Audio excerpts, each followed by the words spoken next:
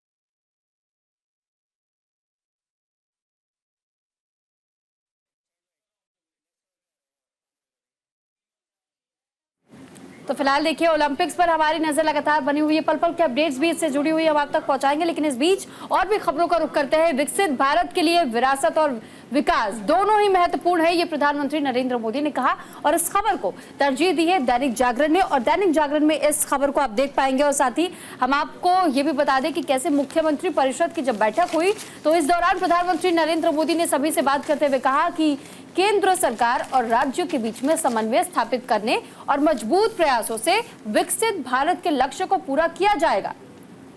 देखिए भारतीय जनता पार्टी के नेता विनय सहस्त्रबुद्धे के अनुसार पीएम मोदी ने कहा कि विकसित भारत के विचार के पीछे विकासशील विरासत और विकास की विरासत के निर्माण का एक विशेष स्थान है। तस्वीर जरा आप देखिए, इस खबर को मैं आप तक पहुंचा रही हूँ, जरा इसके बारे में और जानकारी और जुटा लेते हैं।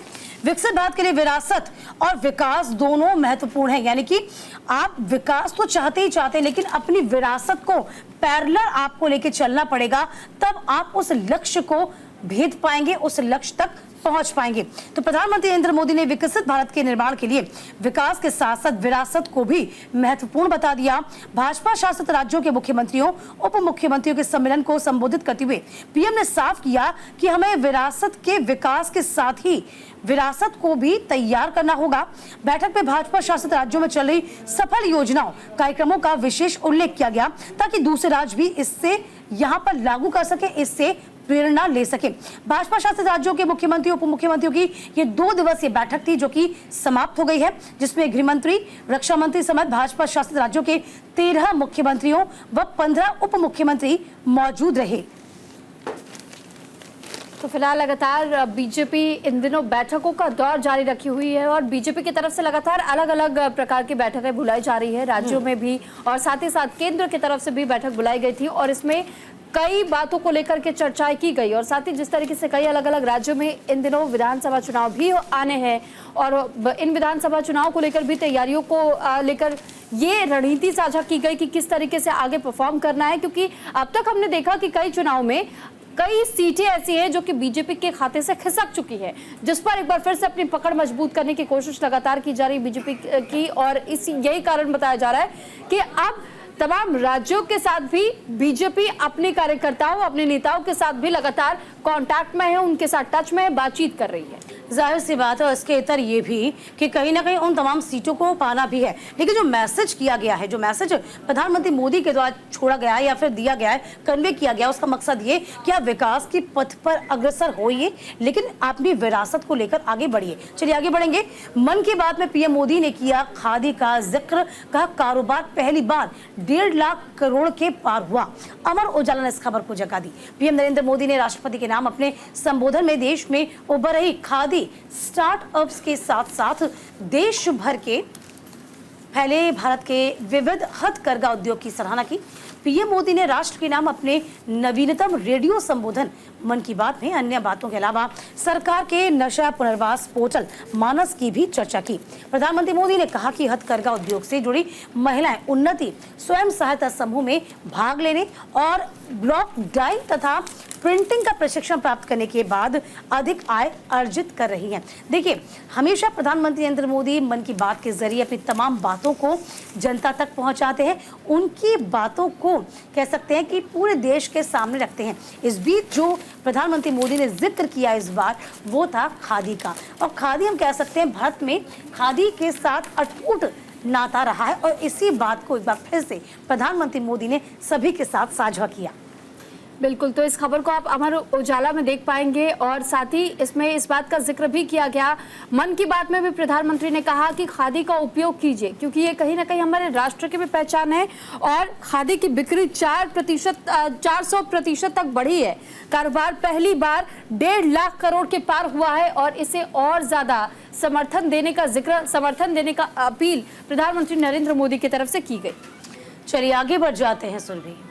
तो बिल्कुल देखिए, राव कोचिंग सेंटर का मालिक और संचालक को गिरफ्तार कर लिया गया। सड़कों पर गुस्साए छात्र उतरे तो इस पर एक्शन भी लेना पड़ा। हालांकि आपने देखा कि किस तरीके से दिल्ली में जब राव कोचिंग का मामला सामने आया और राजेंद्र नगर के पास जहां पर ये कोचिंग सेंटर बना था, उसके बेसमेंट में जो लाइब्रेरी बनी हुई थी वो इलीगल तरीके से बनाया गया था, क्योंकि अनुमति इसकी नहीं मिली थी और स्टोरेज और साथ ही पार्किंग की सिर्फ अनुमति थी, लेकिन इलीगल तरीके से लाइब्रेरी बनी थी जिसमें स्टूडेंट्स पढ़ने के लिए गए। लेकिन जब वाटर लॉगिंग की समस्या हुई राजेंद्र नगर में, तो इस कोचिंग सेंटर के बेसमेंट तक जब तक यह पानी पहुंचा, महज 3 मिनट के अंदर ही बताया जा रहा था कि 12 फीट तक पानी भर गया, जिसमें कि 3 छात्रों की दर्दनाक मौत हुई थी।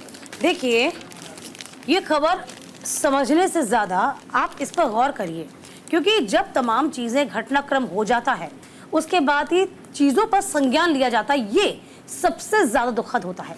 देखिए, ओल्ड राजेंद्र नगर के कोचिंग हादसे में 3 की मौत हुई, ये बहुत दुखद है। बेसमेंट में सिस्टम डूबा, कोचिंग मालिक समेत 2 गिरफ्तार। देखिए, गुस्सा स्टूडेंट ने कहा कि ये मर्डर है। कोचिंग में 3 मौतों के बाद सिविल सेवा की तैयारी करे स्टूडेंट का गुस्सा फूटा।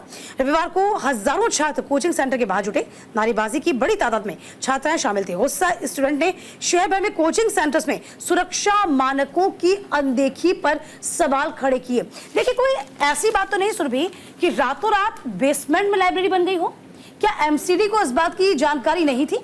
क्या दिल्ली सरकार को इस बात की जानकारी नहीं थी? नहीं थी तो क्यों नहीं थी? सवाल यहां खड़ा होता है।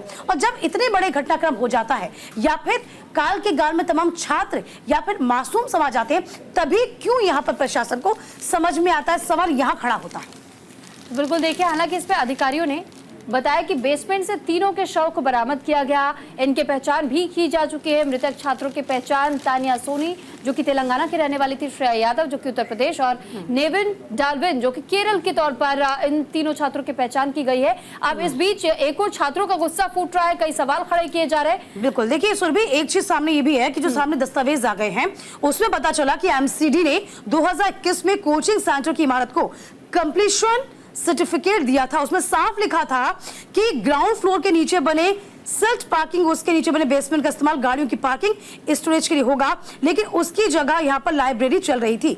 लेकिन आप ये बताइए कि आपने 21 में तो सर्टिफिकेशन दे दिया, क्या आपने वक्त रहते या फिर समय समय पर इस बात की जांच की कि जो बेसमेंट में पार्किंग होनी चाहिए थी वहां लाइब्रेरी कैसे चल रही थी? चलिए फिलहाल वक्त एक छोटे से ब्रेक का, जल्द लौटते हैं।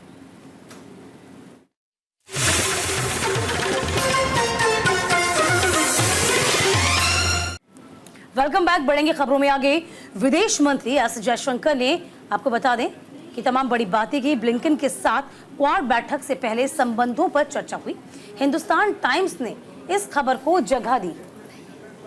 विदेश मंत्री एस जयशंकर ने रविवार को टोक्यो में अमेरिकी विदेश मंत्री एंटनी ब्लिंकन से मुलाकात की और क्वाड विदेश मंत्रियों की बैठक से पहले द्विपक्षीय संबंधों पर चर्चा की। बैठक के बाद एक्स पर जयशंकर ने कहा, हमारा द्विपक्षीय एजेंडा लगातार आगे बढ़ रहा है।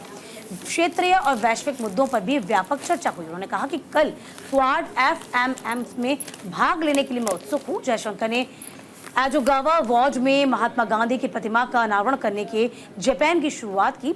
वे लाओस की राजधानी वियंतियाने से टोक्यो पहुंचे, जहां उन्होंने अपने आसियान संबंधित बैठकों में हिस्सा लिया। सोमवार को क्वाड विदेश मंत्रियों की बैठक में विभिन्न क्षेत्रों में कार्य समूह के द्वारा किए जा रहे कार्यों का आकलन करने, क्वाड लीडर्स समिट आयोजित करने की व्यवस्थाओं पर चर्चा करने की उम्मीद है। तो बिल्कुल देखिए, जब क्वाड की बैठक को लेकर के जब मीटिंग हुई एस जयशंकर की ब्लिंकन के साथ, तो इसमें कई मुद्दों पर बातचीत भी हुई। और साथ ही साथ ये कहा जा रहा है कि क्योंकि भारत लगातार अपने तमाम देशों के साथ में संबंधों को और मजबूत करने की कोशिश कर रहा है, और इसी के तहत में जब एक्सटर्नल मिनिस्टर एस जयशंकर मुलाकात करने पहुंचे यूएस सेक्रेटरी एंटनी ब्लिंकन से, टोक्यो में ये मुलाकात हुई थी, तो इसमें बायलैटरल रिलेशंस को लेकर के यानी द्विपक्षीय रिश्तों को लेकर के बातचीत हुई। और ये कहा गया कि हम अपने द्विपक्षीय रिश्तों को और मजबूत करने की कोशिश कर रहे हैं, और कैसे भारत और इसके साथ साथ में यूएस के रिश्ते और मजबूत हो सकते हैं, किन मुद्दों पर और आगे काम किया जा सकता है, इसको लेकर भी चर्चाएं की गई। हालांकि टोक्यो में सबसे पहले महात्मा गांधी के प्रतिमा का अनावरण भी किया, और इस खबर को आप हिंदुस्तान टाइम्स के फ्रंट पेज पे भी पढ़ पाएंगे। और गांधी की प्रतिमा का जो अनावरण किया गया था, उस खबर को आप बीच के पन्नों पर भी देख पाएंगे। बड़ी सी तस्वीर भी हिंदुस्तान टाइम्स ने छापी है, और उसका उल्लेख किया गया है कि कैसे महात्मा गांधी की देखिए छवि अलग अलग देशों में आज भी उसी तर्ज पर देखी जाती है। अहिंसा का जो रास्ता वो उन्होंने दिखाया, और साथ ही कैसे देश का मार्गदर्शन किया जाए, उस रास्ते को हर कोई फॉलो करना चाहता है, और इसलिए उनकी मूर्ति का अनावरण अब तक कई देशों में किया जा चुका है। देखिए, और ये बड़ी बात भी है कि इस बार जो आयोजन होगा वो मेज़बानी जो है वो भारत करने वाला है, और इसी परिप्रेक्ष्य में ये खबर बहुत खास हो जाती है। चलिए आगे बढ़ जाते हैं। बीजेपी ने झारखंड कांग्रेस विधायक पर बिहारियों की तुलना बांग्लादेशियों से करने का आरोप लगाया। द हिंदू ने इस खबर को जगह दी। शिल्पी नेहा तिर्की झारखंड में मांडर विधानसभा क्षेत्र से कांग्रेस की एक विधायक हैं। तो इस वक्त ये चर्चा में है, क्योंकि नेहा ने झारखंड के गोड्डा से सांसद निशिकांत दुबे के संसद में उठाए गए बांग्लादेशी घुसपैठ के मुद्दे को लेकर के अपनी प्रतिक्रिया दी, और इसमें बिहार के लोगों को घसीट लिया। नेहा ने एक तरह से बांग्लादेशी घुसपैठियों और बिहार के लोगों को एक नजर से देखते हुए विवादित बयान दिया। अब इसको लेकर बिहार और झारखंड की राजनीति में बवाल मचा हुआ है, और नेहा से माफी मांगने को भी कहा जा रहा है। दरअसल बिहार के डिप्टी सीएम विजय सिन्हा, केंद्रीय मंत्री चिराग पासवान समेत कई नेताओं ने जबरदस्त पलटवार भी इस मामले को लेकर किया और ये कहा कि आखिर कैसे बांग्लादेशी घुसपैठियों के साथ तुलना बिहारियों की जा सकती है। देखिए, BJP hits out the Jharkhand Congress MLA of comparing Bihar to the Bangladesh. Shilpi Neha Tirkey and the immature politician says opposition party that has been raising the issues of the alleged Bangladeshi infiltration in the tribal dominated state ahead the assembly election. तो फिलहाल BJP ने कहा कि झारखंड कांग्रेस जो है उसमें आप किस तरीके से अमेच्योर थे, यानी कि अमेच्योर हो हैं आप, इस तरह की बातें आप जो कह रही हैं इसका कोई मतलब नहीं। हालांकि आपको बता दें कि हाल ही में झारखंड की जो राजनीति है थोड़ी सी उथल पुथल वाली है, क्योंकि जैसे ही हेमंत सोरेन बाहर आए हैं इसके बाद उन्होंने वापस से सीएम पद को संभाला, इसलिए तमाम तरह की बातें भी सामने आई। लेकिन बीजेपी कोई भी मौका हाथ से गंवाना नहीं चाह रही और इसी को लेकर अमेच्योर करार दे दिया शिल्पी को बीजेपी ने। चलिए आगे बढ़ते हैं। तो देखिए, आम आदमी पार्टी को वोट देकर के केजरीवाल को झूठा कारावास मिलने का बदला ले, ये सुनीता केजरीवाल की तरफ से कहा गया और लोगों से अपील की गई है कि आप वोट दीजिए लेकिन आम आदमी पार्टी के प्रति दीजिए और हरियाणा में किसी प्रकार से आम आदमी पार्टी के अलावा कोई और अन्य पार्टी को वोट नहीं जाना चाहिए। और जिस तरीके से झूठा कारावास में उन्हें फंसाया गया है इसका भी जिक्र उन्होंने किया। तो दिल्ली के मुख्यमंत्री अरविंद केजरीवाल की पत्नी है सुनीता केजरीवाल, जो कि इन दिनों प्रचार प्रसार में जुटी है। देखिए, आपको बता दें कल हरियाणा के लोगों से उन्होंने आग्रह किया था कि मेरे पति को झूठे मामलों में जेल भेजने के अपमान का बदला आगामी विधानसभा चुनाव में पार्टी की जीत सुनिश्चित करके ले। उन्होंने दावा किया कि पीएम नरेंद्र मोदी केजरीवाल के द्वारा आप शासित दिल्ली और पंजाब के लिए किए गए कामों से उनसे ईर्ष्या करते हैं। केजरीवाल, जो आपके राष्ट्रीय संयोजक भी हैं, को ईडी ने कथित आबकारी घोटाले से जुड़े मनी लॉन्ड्रिंग मामले में 21 मार्च को गिरफ्तार किया था। सुप्रीम कोर्ट ने उन्हें अंतरिम जमानत दे दी, लेकिन वे अभी भी जेल में हैं। तो क्योंकि सीबीआई ने उन्हें उसी घोटाले में भ्रष्टाचार के एक मामले में गिरफ्तार किया था, तो हरियाणा के 2 दिवसीय दौरे पर आई सुश्री केजरीवाल ने यहाँ सांपला में एक सभा को संबोधित किया और कहा कि उनके पति ने सरकारी स्कूलों और अस्पतालों की हालत बदल दी है और दिल्ली और पंजाब के मोहल्ला क्लिनिक की भी जिस तरीके से सुविधाएं मुहैया वहां कराई गई, उनकी स्थितियां बदली गई। तो ऐसे में लगातार वो लोगों के लिए काम करते आए हैं और इसी वजह से सुनीता केजरीवाल ने लोगों से अपील की कि इस बार के विधानसभा चुनाव में आम आदमी पार्टी को जीत दिलाते हुए केंद्र सरकार को भी एक मैसेज देने की जरूरत है। ये मैसेज न सिर्फ केंद्र को बल्कि कांग्रेस के लिए भी हमेशा कहती आई है। आपने देखा होगा कि लोकसभा चुनाव में कांग्रेस और आप दोनों ही मिलकर 7 चुनाव लड़ा था, लेकिन बहुत संतोषजनक प्रदर्शन कह सकते हैं आम आदमी पार्टी का देखने को मिला ही नहीं था। इसीलिए कांग्रेस ने भी आम आदमी पार्टी से किनारा कर लिया। बहरहाल अब आगामी वक्त में चुनाव विधानसभा के होने हैं हरियाणा में, इसी को लेकर आम आदमी पार्टी अकेले मैदान में कूदी हुई है, कमर कसी हुई है। चलिए आगे बढ़ेंगे। सुप्रीम कोर्ट की विशेष लोक अदालतों की हम बात करते हैं। तो फिलहाल आपको बता दें, लोक अदालतें घटाएगी मुकदमों का बोझ। दैनिक जागरण ने इस खबर को जगह दी है। आज से सुप्रीम कोर्ट में विशेष लोक अदालतों का आयोजन किया जाएगा। इससे अदालतों पर मुकदमों का जो बोझ है वो घटेगा। लोक अदालतों का आयोजन 5 दिनों तक चलेगा। लोक अदालत में व्यवहारिक विवाद, संपत्ति विवाद, मोटर दुर्घटना दावा, जमीन अधिग्रहण मुआवजा, सर्विस और लेबल आदि का मामलों का निपटारा किया जाएगा। तो फिलहाल देखिए, ये कहा जा रहा है कि जो लोक अदालतें हैं वो कहीं ना कहीं उसमें यदि हम तमाम केसेस को डाइवर्ट कर दें, उससे अदालतों का जो बोझ है वो कहीं ना कहीं कम हो जाएगा। सुप्रीम कोर्ट की विशेष लोक अदालतें इस मुकदमे के बोझ को कम करने की पूरी कोशिश करेंगी और ये अपने आप में बड़ी बात भी है, क्योंकि ये लगातार कोशिश यही रहती है कि सुप्रीम कोर्ट में तमाम तरह के बड़े बड़े केसेस आ जाते हैं या फिर उन केसेस पर कैसे आगे विचार विमर्श किया जाए, ये एक बड़ी दिक्कतें आती हैं। तो फिलहाल जो सुप्रीम कोर्ट के द्वारा आयोजित होंगी लोक अदालतें, वो ये मेक श्योर करेंगी कि सुप्रीम कोर्ट पे जो वजन आता है मुकदमों का वो थोड़ा काफ़ी हद तक कम हो जाए। तो आज से सुप्रीम कोर्ट पर विशेष लोक अदालतों का आयोजन किया जाएगा। इससे अदालतों पर जो मुकदमों का बोझ आएगा ना, वो काफ़ी हद तक हम कह सकते हैं सुरभि कम हो पाएगा। तो बिल्कुल देखिए, लगातार सुप्रीम कोर्ट की तरफ से ये कोशिश जारी है कि किसी भी प्रकार से केस की जो संख्या है, जो इन दिनों पेंडिंग मामले चल रहे हैं, उन पेंडिंग मामलों को जल्द से जल्द कम किया जा सके और जो सुप्रीम कोर्ट की विशेष लोक अदालतें हैं उनकी जो संख्या है मुकदमों की, उसे घटाने का काम किया जाए, उसका बोझ कम किया जाए। और इसमें इस बात का जिक्र भी किया गया है कि वैसे आपसी समझौते से सौहार्दपूर्ण माहौल में पक्षकारों की रजामंदी से विवाद निपटने के लिए सुप्रीम कोर्ट से लेकर जिला स्तर तक लोक अदालतों का आयोजन होता है। लेकिन सुप्रीम कोर्ट में सोमवार से शुरू हो रही 5 दिवसीय विशेष लोक अदालत कुछ खास है, क्योंकि सुप्रीम कोर्ट अपनी 75वीं वर्षगांठ पर पहली बार 5 दिवसीय विशेष लोक अदालतों का आयोजन कर रहा है, जिसमें यह आग्रह किया गया है कि जो सुप्रीम कोर्ट का बोझ है वो ये अदालतें कम करने का काम करेंगी, यानी कि उन मुद्दों को यहाँ पर ही निपटारे की कोशिश की जाएगी। चलिए आगे बढ़ जाते हैं सुरभि। तो बिल्कुल अब देखिए कांवड़ यात्रा को लेकर भी बात करेंगे। कांवड़ियों की हिंसा के बाद से गाजियाबाद में इस वक्त और ज्यादा सतर्कता बढ़ा दी गई है और साथ ही साथ कांवड़ यात्रा को लेकर के जहां एक और लगातार आपने मुजफ्फरनगर की खबर जरूर सुनी होगी कि कैसे मुजफ्फरनगर में एटीएस को तैनात किया गया ताकि कांवड़ियों को सुरक्षा मुहैया कराई जा सके। तो वहीं अब गाजियाबाद से यह खबर मिली जब रविवार को एक अधिकारी ने बताया कि मुरादनगर में कुछ कांवड़ियों द्वारा एक कार चालक की पिटाई करने के, वाहन में तोड़फोड़ करने के बाद से पुलिस ने गाजियाबाद जिले के कुछ इलाकों में सुरक्षा बढ़ा दी और यातायात पर और अधिक प्रतिबंध भी लगा दिया। देखिए एनबीटी ने इस खबर को तरजीह दी। ढाबे पर दाल में प्याज का तड़का लगाने पर कांवड़ी ने हंगामा किया, तोड़फोड़ की और इसी के बाद देखिए तमाम चीज़ों को संज्ञान में लिया गया। हरिद्वार से मेरठ के रास्ते में मोदी योगी के कटआउट लगी।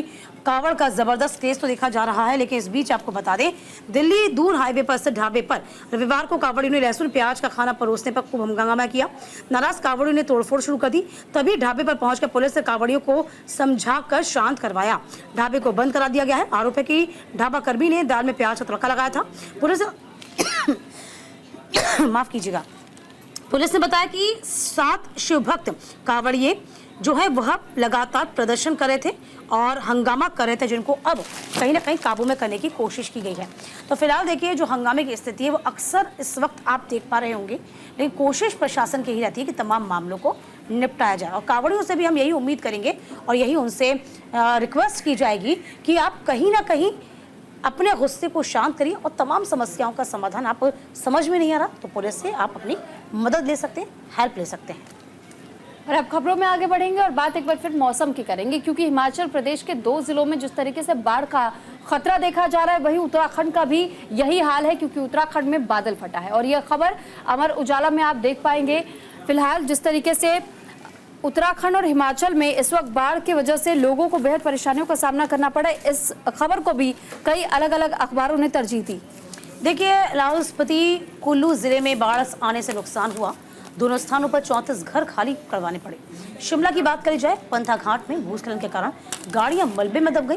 शनिवार लाहौल स्पीति जिले में मयाड़ नाले में बाढ़ आने से पानी और मलबा करपट गांव के घरों तक पहुंच गया। देवभूमि में जगह जगह बादल फटने की घटनाएं सामने आई। साथ ही भूस्खलन से कई मार्ग अवरुद्ध रहे। तो फिलहाल इन दिनों जिस तरीके से मौसम का आलम देखा जा रहा है, उत्तराखंड और हिमाचल प्रदेश में बाढ़ से बिल्कुल लोग बेहाल नजर आ रहे हैं। वहीं लोग इस वजह से भी परेशान हैं क्योंकि लगातार लोगों तक मदद पहुंचाने का आश्वासन दिया जा रहा है, कोशिशें की जा रही कि उनको जल्द से जल्द सुरक्षित स्थानों पर ले जाया जा सके। लेकिन इसके बावजूद अभी भी लोग बेहद परेशान दिखाई दे रहे हैं, क्योंकि बाढ़ से कई पुल भी ध्वस्त हो चुके हैं और 22 राज्य अब तक बारिश से बुरी तरह प्रभावित हुए हैं। अलर्ट आईएमडी की तरफ से लगातार जारी किया जा रहा है और ये हिमाचल में बादल फटने के बाद की जो तबाही की जो तस्वीर है उसे अमर उजाला ने अपने अखबार में जगह भी दी है और इस तस्वीर को भी छापा है। और चलिए इसी के साथ सुर्खी अखबार की मैं अभी के लिए बस इतना ही। वक्त छोटे से ब्रेक का, ब्रेक के उस पार फौरन लौटेंगे कुछ और खास खबरों के साथ। बने रहिए। नमस्कार।